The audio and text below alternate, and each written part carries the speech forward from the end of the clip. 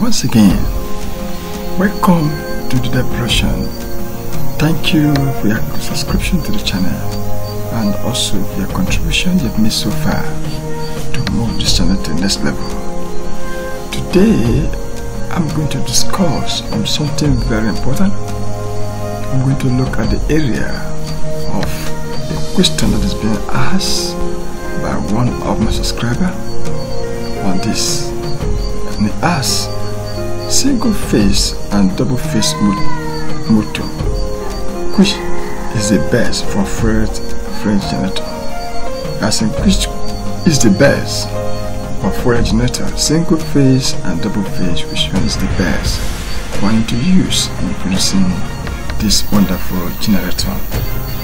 And because of that, I had to bring a very good, fantastic video on how you can distinguish the two and choose which one is best for you as long as this production is concerned.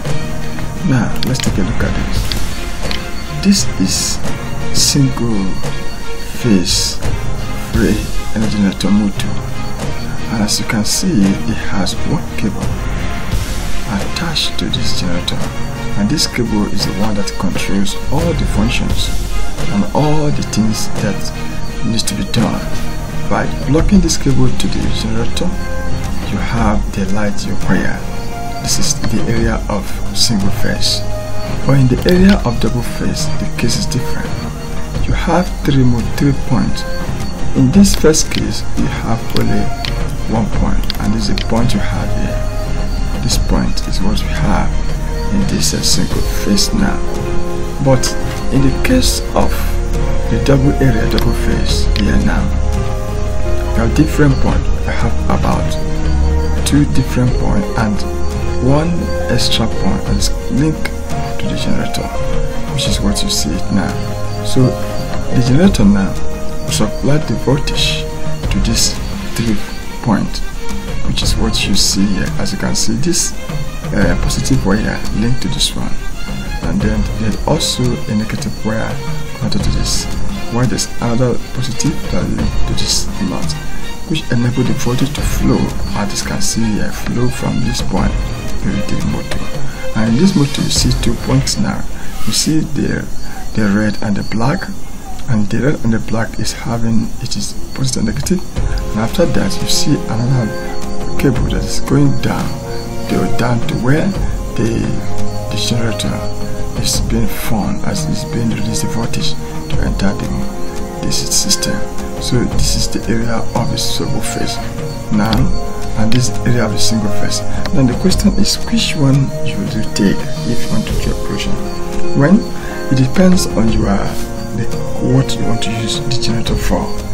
Some generator are designed for industrial purpose, while some are designed for only house use purpose. Now, if your generator is only meant for industrial purpose, I advise you to go for this system, which is the double phase system of motor, because if you use double phase, you can be able to have the required speed that you need to enable you work effectively as in this area. But if you come to this area now, you discover that this is the single phase. There's a really single cable that linked to the motor, and that cable is the one that supplies the voltage to the motor and moves to run. Now, I mean this is mostly used for household appliances. If you're using it for household, it's better to use this one. But if you're using it for industrial purpose, I advise you go for the double phase, because the voltage capacity and also the rate at which this run can be compared to this single motor because of the weight it carries and the weight which it carries. So this is one of the things you need to know about single phase motor, because if you have the equipment to use at this now, it's easier for you to test run it and have everything done.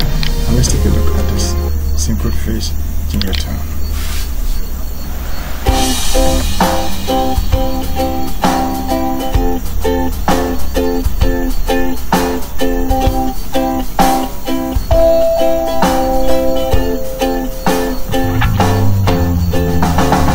Remember that in this generator, we have just 1500 RPM, which is also suitable for the single phase for the single phase motor.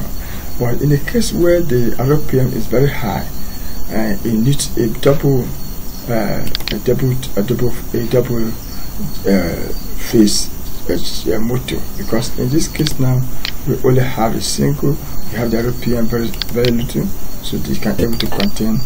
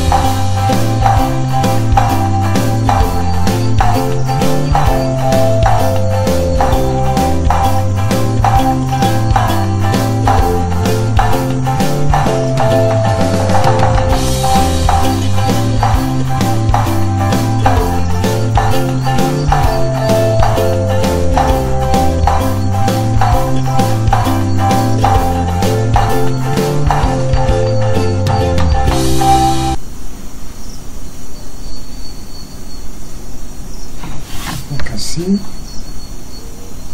the rate at which the voltage runs to this point, even as far as this is self-running on its own. You can see the speed at which the motor and the flywheel runs. This is very important for you to know how the system is working.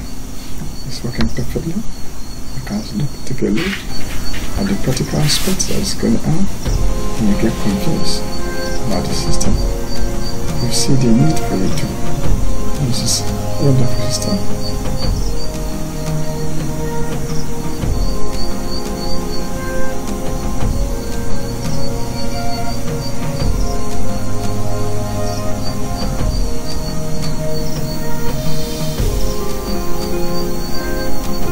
Now, if we take a look at the double phase system, which is what you see here now, and how it is now, as this is what you see also. This is a double phase system. So if you look at this very carefully with the cable and with everything that's linked together, let's take a look at how. This is the motor generator set for AC to DC experiment. In this experiment, this is the prime mover, which is a 3-phase motor, and this is the generator. This is a DC shunt generator, as you can see from the 4 terminals, and this is the AC induction motor 3-phase with the 6 terminals. Now let me give you a brief intro about the motor. Now we have made 6 terminals for the induction motor to connect the star delta starter. There are these 3 terminals are A1, B1, C1. This is A2, B2, C2. Now we are using a star delta starter. So on this star delta starter there are always 6 connections. Whenever we switch on the motor goes into star connection. After some time, when the load is less, it goes into delta connection. This is the tire coupling, and as you can see on the motor, we have made the arrow direction which indicates that which is the direction in which current will be generated on the DC generator. So if you move the motor in the reverse direction anti-clockwise, then this current will not be generated. This is the DC shunt generator, and to make DC voltage from a shunt generator, you have to short one end of field winding to armature and other end of field winding to other point of armature. You have to take plus and minus terminals from one point of first point of shorting armature field and the negative point from armature and field from the negative side. This will go to the load section of the generator. Always make sure before starting the experiment that the terminals are fully tight on the motor side.